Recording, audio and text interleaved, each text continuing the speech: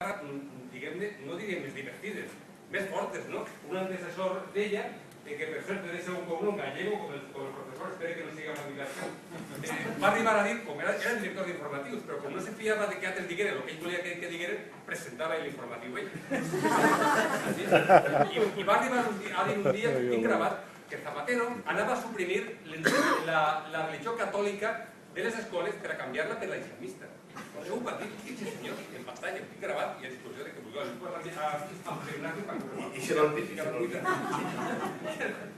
Bueno, ja dit tot això, només volia dir que efectivament aquests 4 anys han sigut horribles per a la televisió valenciana, no perquè els altres 12 no ho han sigut també, sinó perquè jo crec que poquet a poquet aquesta feina de fer pensar a la ciutadania que aquesta televisió és innecessària, lamentablement està arribant a calar molt fons, no?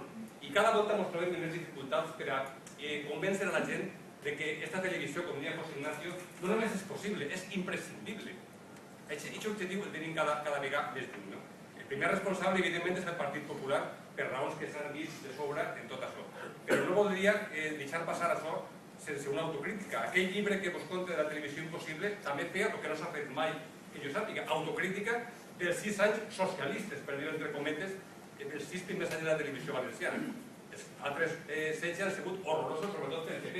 Però jo crec que també, com també ha dit el mateix José Ignacio, l'esquerra té una responsabilitat important de no haver sabut fer arribar el seu missatge, de no haver sabut convèncer la gent que no es vote.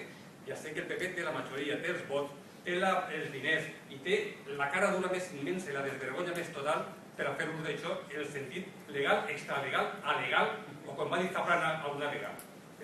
És legal, no serà ètic, però és legal.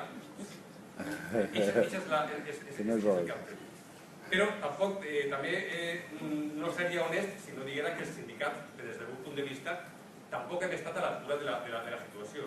Ixa guerra de taifes que deia José Ignacio, ixa goig divin, ixa culte al matís i a la separació, ens ha portat també els sindicats de la televisió valenciana a no presentar un front únic, compacte, contra aquesta manipulació i contra aquest atac als drets nostres laborals que se mos tira damunt.